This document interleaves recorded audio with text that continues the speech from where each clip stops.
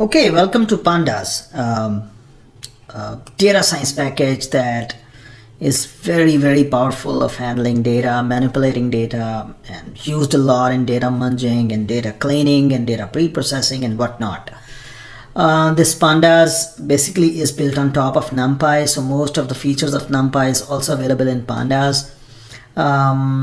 Let's dive in. I mean, this Pandas is a very fancy library, very fancy package that you can handle very large amounts of data in CSV files or in Excel files, wherever the data is located. The missing entries are there. You can handle all the data, you can manipulate all the data, you can prepare all the data in just a few lines of codes using this Pandas package. So let's just start Pandas package. There are two most important objects of Pandas. One is series, another is data frame that we will see later on. There is one more index, but the most important one is, or the useful one is the series and data frame. So let's just define, first of all, you need to import Pandas package, import Pandas, and you can rename this as PD. That's the most popular renaming, although you can rename it any. And then you just say, okay, pd.series, and then just like a NumPy array, you pass the data that you want, and you can create your own indices. For example, just like dictionary, this A is a key value. This A is a key or index for this 0.25. This B is index for 0.5. C is index for 0.75, and D is index for 1. So you can supply your explicit indices as well. If you do not supply the indices, the default indices are 0, 1, 2, and 3. But you can define your own indices in the way you want. Now, once this data object is created, you can call the data values, and you will find out the values. You can call data.index, and you will find out the indices. Let's see in the Jupyter notebook, just to get comfortable with Pandas. First of all, import Pandas as PD, maybe, or something else. So okay, that's imported. Maybe we can check what version we are working in. pd.version. The version of Pandas we are working in right now is 0.24.2. Fine, great. So let's create data or whatever variable, let's say A, as pd.series, and there we just give a list of some values, 2, 3, 4, 5. Let's say these are the values, and then we can give index as another list. Let's say the indices are A. Maybe the indices need not to be strings.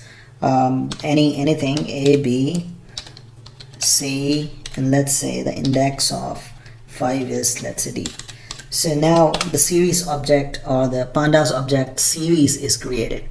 Series basically handles one-dimensional arrays. Later on we will see data frame handles multi-dimensional arrays, I mean more than one dimensions.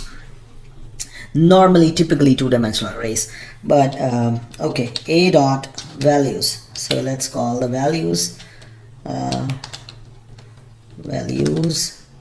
you will get all the values inside the series. And by the way, this values array that you get, let's check what's the type of that array. What's type of that array?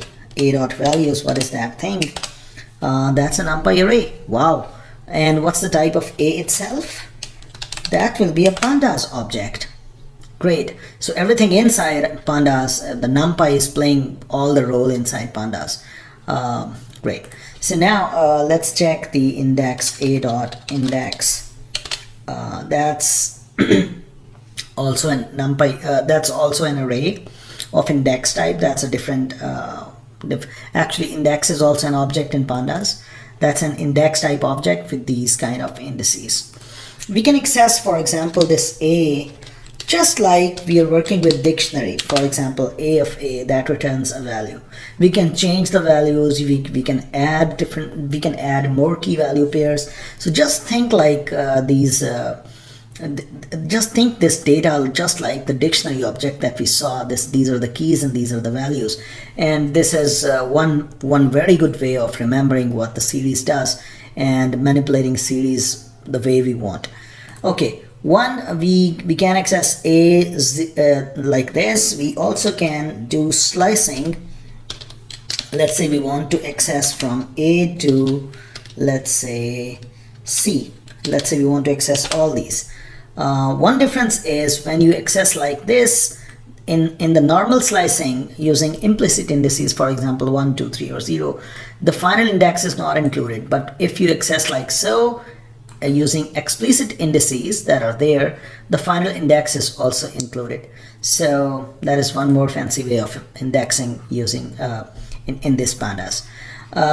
Okay, great. That's a series object. By the way, we can create a series object by first creating a dictionary. For example, let's go back to our slides and see this example. Let's create a dictionary, for example, of grades. Let's say we have a lot of students with grade A minus, grade B minus, and let's create that dictionary.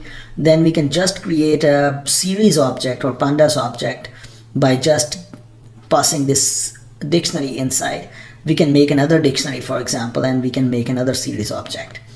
So one way of defining the series object is just to pass the data as well as index. Another way is to just first create the dictionary and just pass the dictionary variable inside, and the series object will be created. Okay, that was just the introduction to series. We will move on and see more features of pandas as we explore it more and more in the upcoming videos. Hope to see you in the next video. Okay, let's say we have two different dictionaries. Let's say we have a lot of students, and the A grade is defined to be 4 and the A minus grade defined to be 3.5. The B grade has a number 3. The B minus grade has a number with a numeric value that is 2.5, and similarly B grade has a numeric value, let's say 2. And then we create just a series object using this dictionary. Let's say rather than just numeric values as GPAs or something like so, let's say A grade also is defined at 85 marks in total. A minus grade is defined at 80 marks in total, and similarly these.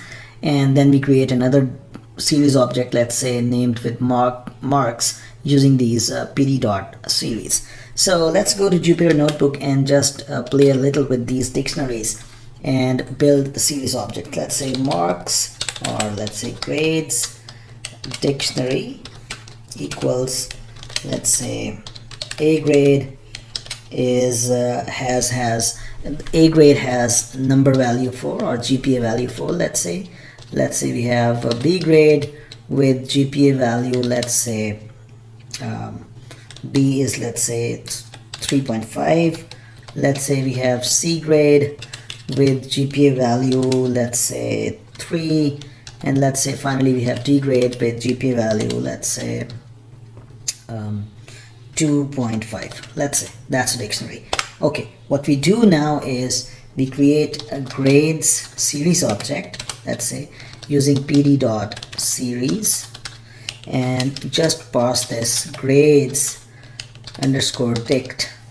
Now this capital A, capital B, capital C, and capital D, they will act as indices, and this 4, 3.5, 3, and 2.5, they will act like values. So for example, if we call that and just now call grades dot grade dot values, so we will get, for example, oh, what is that? That just values. Let's say we get this grades dot values, and we get all the values that are available. Similarly, if we find grades dot index, we will find out A, B, C, and D. Let's define another dictionary, for example marks dictionary dict, and that is, let's say again the total marks are 85 for the A grade. Let's say for B grade the total marks are, let's say 75.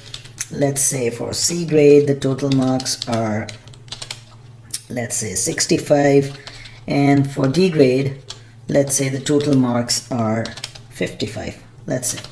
So let's say that's another dictionary. Now let's create a series objects series object pd dot series, let's say marks dictionary. Yeah. So now again we have, if we just write this marks just like so, you will see the marks A is 85, B is 75, C is 65, D is 55, and all the values, they are integer 64 kind of values. Now we can access, now we can play with this marks. For example, if we just want to access, for example, what are the marks between, let's say, for example, what are the marks given at A? We can access that, we can change that, we can just play like a dictionary.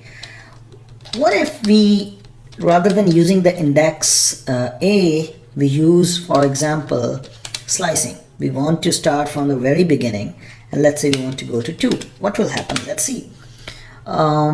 Yeah, so the slicing is there. For example, if you want, these are explicit indices, A, B, C, D.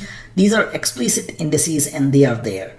For example, if you can slice the data using explicit indices that you are given, or implicit indices that are the default indices. The first value indexed at 0, the second value is indexed at 2, 1, and so on. So you can do that as well. One catch here, for example, that we will see later on, there may be a problem that your explicit indices, they are also numeric, and then you do the slicing like so, then the series object may be confused whether I have to use the explicit indices or implicit indices inside. We will see how to resolve that issue, but by this pandas allowed to use explicit indices as well as the implicit indices.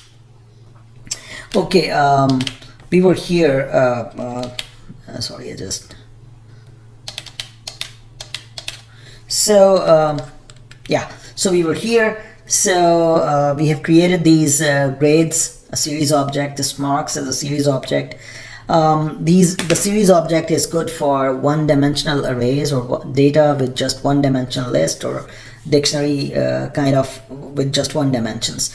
Later we will see data frame that actually is actually the extension of, can be looked like as an extension of series towards more than one dimension. We may have, for example, two-dimensional arrays or two-dimensional data structures, something like so, and we will be seeing this data frame, which is much more powerful, particularly for reading data from files and manipulating it and stuff like so. We will see that in the next video, data frame, that running form of data frame in the next video. Hope to see you in the next video. Okay, in the last video we were discussing series, and I told you that data frame is basically if the data has if the data is in a form of different columns, for example a record as an array, then you have another record, then you have another record, and each element in that record is a different attribute. So this particular way of two-dimensional data is very well handled using data frame inside pandas rather than series. So but you can make these data frame object using different series objects. For example, you have a grade object, that grades object that we created last time. You have a marks object that we created last time. Let's build a data frame using these two and see what it looks like in Jupyter Notebook. Let's see that. So remember, we have a marks series object, and we have a grades series object. Let's now make grades. Maybe the name is grades. Okay, the name is like grades. Okay, so grades object, this one. Let's make a data frame. Let's say D, or maybe whatever name you want to do, data frame with, again, that data frame can also be defined using a dictionary. Again, now we have, let's say, marks is the key for data marks, and grades is the key for data grades, let's say. let's say we define a data frame like so. And now if you see, if we just display this D, we get a very beautiful look and feel of, I mean, this A is the index, A is the explicit index, at index A, the marks is 85, the grades are 4. At index B, the marks are 75, the grades are 3.5, and so on. That looks like so. Not only that, you can just transpose it like you have transposed the NumPy array, and you will get the flipped variant or the transposed variant if you want. Great. So that's how, and you can have, for example, more dictionaries to concatenate together, and more columns will be added here. And that's what the real data looks like. I mean, it has a lot of columns, which normally are attributes, and each row is basically one record or one sample of the data that you want to work on. So this data frame is really ideal data structure for working with files, having a lot of records, and you want to manipulate that data and stuff like so. So yeah, so one more thing, let's access the D, for example. Let's print D. That's the D. Let's access the values inside D other than no. So what are the values? So the values inside D is completely, again, a two-dimensional array that is completely like so. So for example, if you want to access this particular element 65, that is row number 3 and column number 1, excluding the indices. That's row number 3 and column number 1. So we can access that particular value, d.values, just assuming that's a two-dimensional NumPy array. Row number 3 is 2, indexed with 2, and column number 1 is indexed with that, and we will be able to access 65. Wow, great. So that is there. There are more things that are available. D dot, for example, columns, D dot columns. It will give us what are the columns. The columns are marks and grades.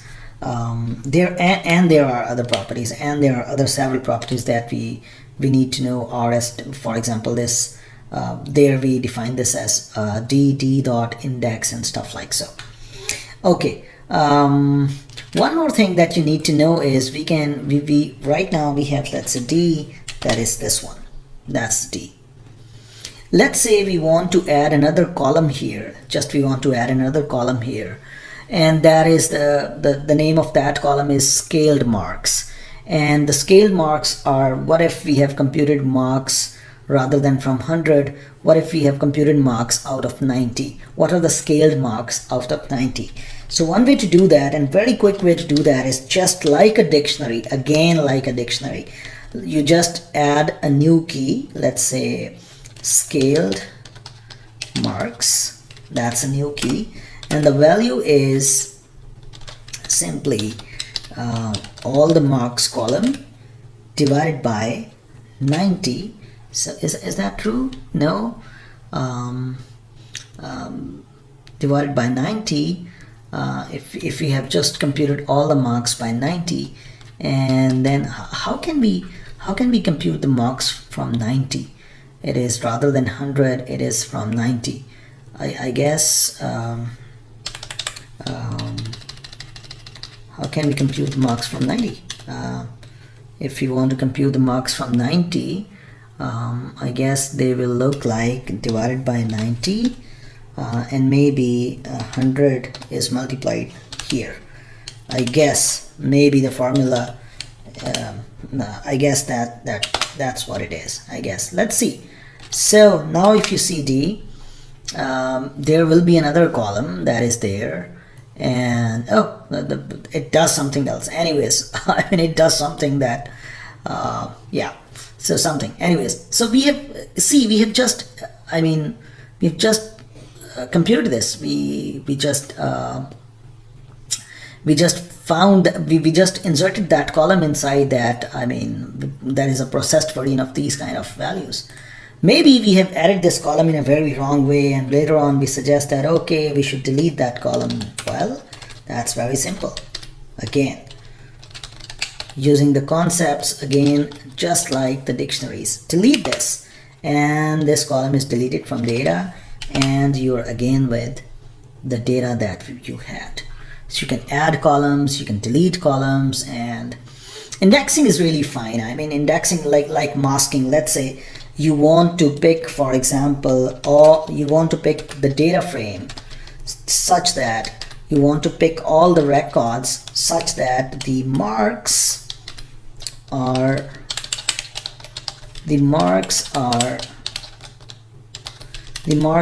greater than, let's say 70.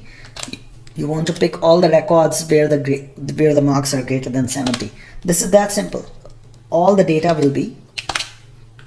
will be copied into G with this condition, and this condition can be arbitrarily complex using ands and ors and combinations and all that stuff. And you have seen this kind of stuff in NumPy as well. I mean, this is called masking. Great. So that's available in pandas as well. Okay, so that's how you can index. In the next video, I'm going to basically show you one type of problem that normally happens in real data, that is the missing value problem.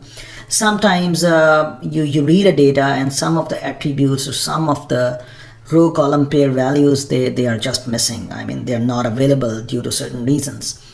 How can you handle those values, and how actually pandas suggest you to handle those kind of missing values, which is sometimes called NaN values or none type values also. They mostly used interchangeably in pandas.